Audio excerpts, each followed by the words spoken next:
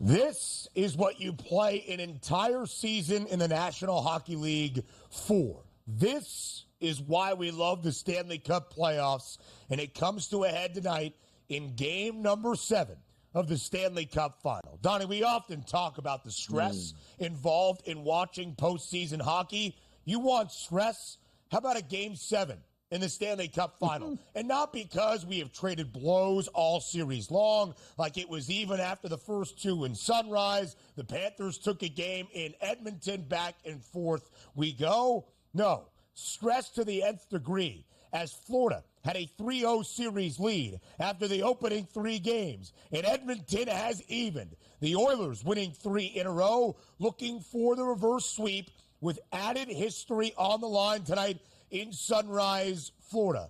Will we see the first 0-3 deficit overcome in a Stanley Cup Final since 1942, when the Toronto Maple Leafs came all the way back to beat the Detroit Red Wings? That is what is at stake tonight in Sunrise. It's the Panthers. It's the Oilers. It's Game 7.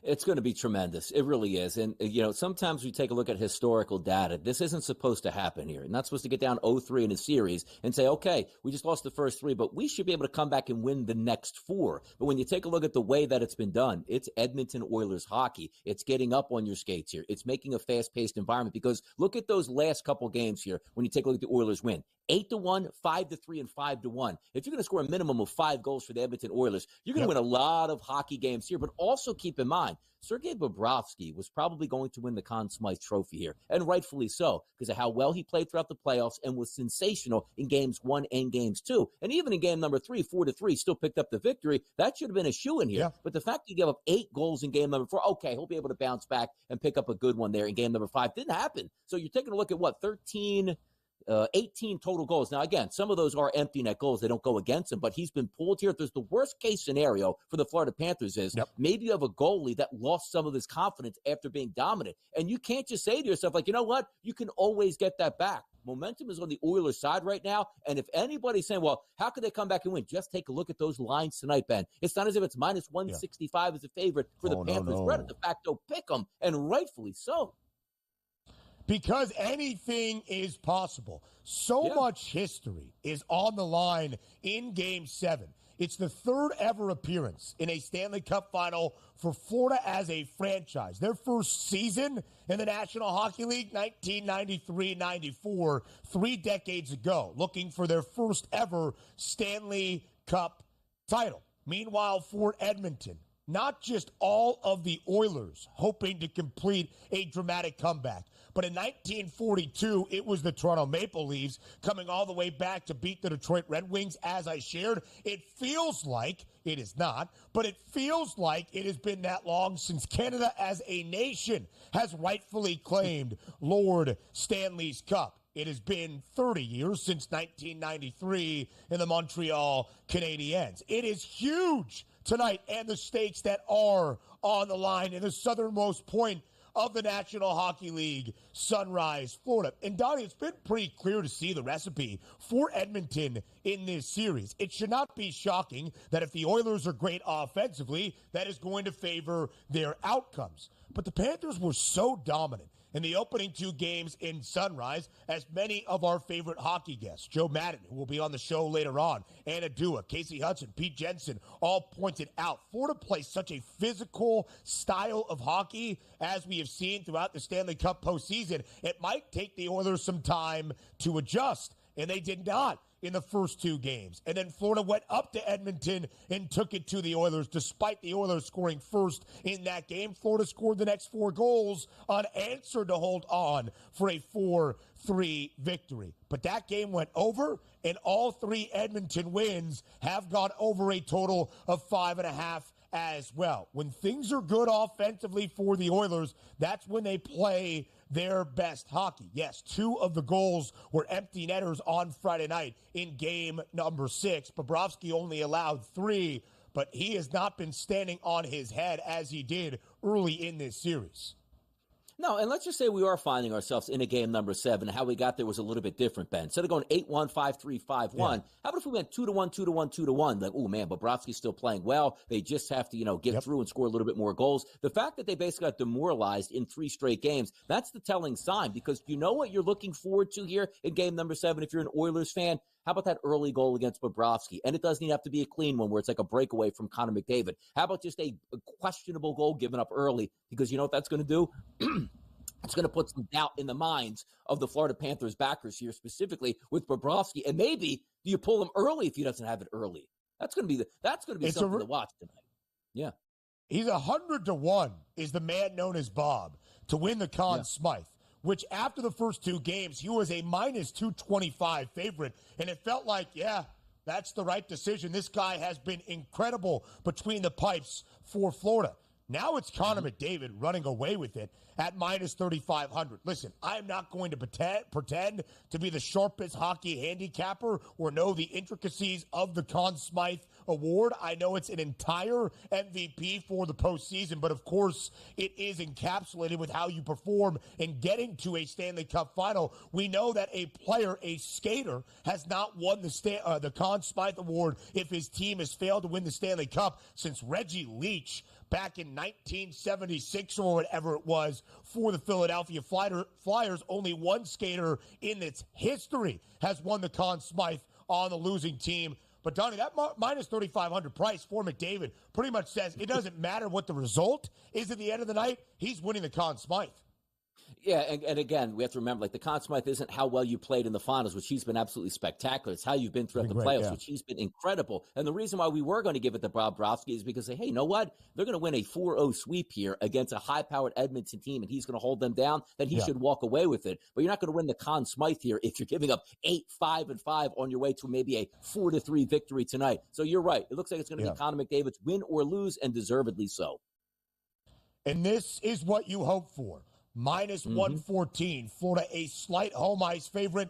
Minus 106 on the other side for the Oilers. It is a near pick'em for the final hockey game of this season with a Stanley Cup at stake. More on the early line up next. Welcome to hour number 2 on this opening day of a new week. It is a Monday live right here on the early line. And on this Monday, what more could you want but a Game 7? The 2 best words in sports for a Stanley Cup title on the line tonight in Sunrise, Florida, between the Florida Panthers and the Edmonton Oilers. So let's dive right into a Game 7 preview and how we reach this point with Jo Madden. She joins us here to start off this second hour and to look at Game 7 tonight in Sunrise. Jo, have you recovered from being inside Rogers Place on Friday night for game number 6? Are you ready to go for Game 7 on this Monday evening? I am so ready, and I'm so excited for game number 7 here. And recovering from game 6, I tell you, that environment was insane. It was the loudest I've ever heard the Canadian anthem be sung in Canada. That building was absolutely electric. The fans were so great up there in Edmonton. I really do tip my hat to them. I was wearing red and black, and I still got treated fantastically. But it was funny, you guys, everyone. It was a sea of blue and orange. I saw 4 Panthers jerseys, and that's it. Over the whole night, walking the city and everything, it really was an Oilers fan base and a true Oilers fan base up there. The Oilers capitalizing on that atmosphere, on that electricity to win game number 6, stave off elimination, and force a Game 7 for a Stanley Cup. 5-1 the victory, Jo, on Friday night in game number 6. Edmonton, a slight home ice favorite, a total of 5.5, does go over once again. What was the key as you were there watching it outside of the atmosphere and on the ice for the Oilers to force a 7th game? You know, you look at that effort the Edmonton Oilers came out with, and it just looked like they were able to outskate the Florida Panthers in every zone of the ice. They were so phenomenally strong, and that was with the Florida Panthers limiting Connor McDavid. That game for Connor McDavid, he didn't even register a shot on goal. Now, he had some great plays within the neutral zone, and he was able to get the puck out of his zone, but you saw Barkov all over him and Matthew Tkachuk all over him every time Connor McDavid tried to to get free. But the depth of the Edmonton Oilers, which was always something we questioned coming into the Stanley Cup Finals, coming into the playoffs as a whole, was how can Edmonton compete with their lack of depth? And we saw a little bit of that in that first game out there and in that second game versus the Florida Panthers. And we saw it a couple times versus the Dallas Stars, where their depth wasn't coming to play. Well, you look at that last game, game 6, and you saw the depth come out. You saw these playmakers be able to get things done, and Stuart Skinner be able to stand on his head. So looking at that game, there was a pivotal point for the Florida Panthers where a goal was taken back, and I do think that was the turning mark of the game. With that goal taken back, it was like a deflated feeling for Florida. You could see it out there on the ice. You could see it in their hustle out there. It just wasn't the same effort you were seeing out of them from before they tried to get that goal. They're feeling defeated right now, and we'll see if they can take it to Florida tonight and be able to really get that energy back in and under them, because they're looking tired on the ice. Yeah, no doubt about it. The momentum has really changed for the Oilers here. Those first 3 games with the Panthers won 3-0 and 4-1. I mean, those first 2 games in Sunrise, 7-1 advantage here. Bobrovsky's playing great hockey. And coming into the series, we were probably in agreement. The better goaltender by far is on Florida's side. But fast forward now, 3 straight victories by the Oilers. And now we're saying to ourselves, well, the better goalie might reside in Edmonton's side at this point now. So looking at these first 6 games, we haven't seen this obviously 3 wins one side, 3 wins on the other. Forcing a game 7 is just incredible. But that momentum factor here tonight, how do you think that plays out between just the 2 goalies here, Joe? You know, you look at the 2 goalies, and the Oilers fans were in Bobrovsky's head in that last game. They were chanting his name, and they were getting under his skin. Now, Bobrovsky needs a reset, and we've seen him in playoffs before have those struggles. He won them game 1. You look at that first game, the Florida Panthers didn't deserve to win that. The Edmonton Oilers outplayed them on all ends of the ice. It was because of Bobrovsky. They were able to get that win. But you're right, Stuart Skinner has looked absolutely fantastic during the playoffs, and I didn't think that he would be the goalie to be able to play the better game here in the Stanley Cup Finals. The pressure isn't getting to him, and he is getting that support from his defense. The Florida Panthers are shooting everything on him, and I won't be shocked if Stuart Skinner comes out and has another fantastic night. This is something none of us expect. Well, I don't think most people expected would be Stuart Skinner to be the better goaltender between the 2, but we've got 2 goaltenders with every ability to keep this a lower scoring game tonight. I don't think it's going to happen. You look at the offensive firepower and the desperation these teams are going to have in that third period, just like that last game, those empty netters coming into play, pushing us over a total. And we've got plus money on the total over 5.5 tonight. But between these 2 goaltenders, who do I have the most faith in right now? It's Stuart Skinner, which is a terrifying statement for me to say over Bobrovsky. Bobrovsky, two shutouts in the playoffs so far. He was, everyone thought he was going to win them this, but he's just not looking solid. He's looking rattled out there. How far we have come from the clean sheet that Sergei Bobrovsky had in game number 1, 32 saves, not a single goal allowed, to where we are tonight. Back in Sunrise, game 7 for a Stanley Cup on the line. Edmonton in their first Stanley Cup final in nearly 2 decades, trying to win Canada its first Stanley Cup in over 3 decades. The Oilers 1 win away from doing that and trying to become the first team since the 1942 Toronto Maple Leafs to come back from an 0-3 deficit. The Florida Panthers, only a 30-year-old franchise in their tenure in the National Hockey League, looking for their first Lord Stanley's Cup as well. And Joe, you saw the money line right there. You gave us your thoughts on the total. Minus 114, that's it, in slight favor of Florida with home ice advantage tonight, minus 106 on the other side for Edmonton. 8 cents, that's all. 8 cents of distinction between the 2 for a Game 7 in the final game of this NHL season. How tightly contested is tonight's game in Sunrise going to be?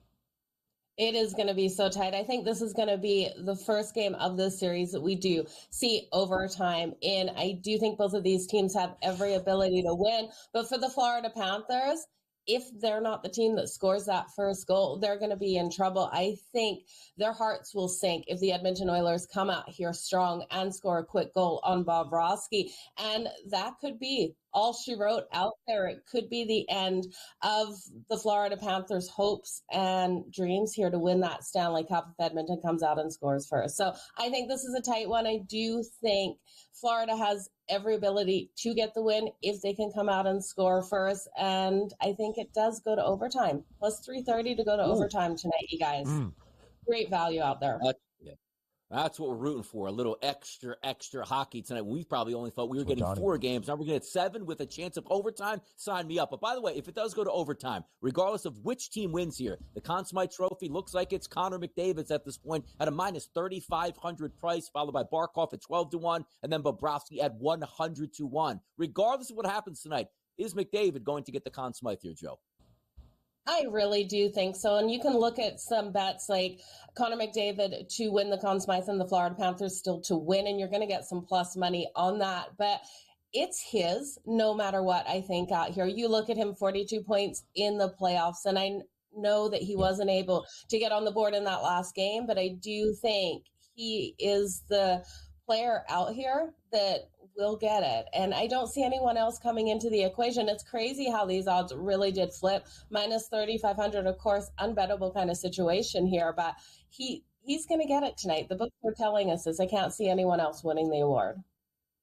Could be the first skater in a very long time, just the second in the history of the Stanley Cup postseason to win the Conn Smythe on the losing team. But the odds makers expect this to be close. Edmonton, a very short underdog on the road in Sunrise. Jo Madden, enjoy Game 7. Thank you for everything here on the Early Line. More on TEL next.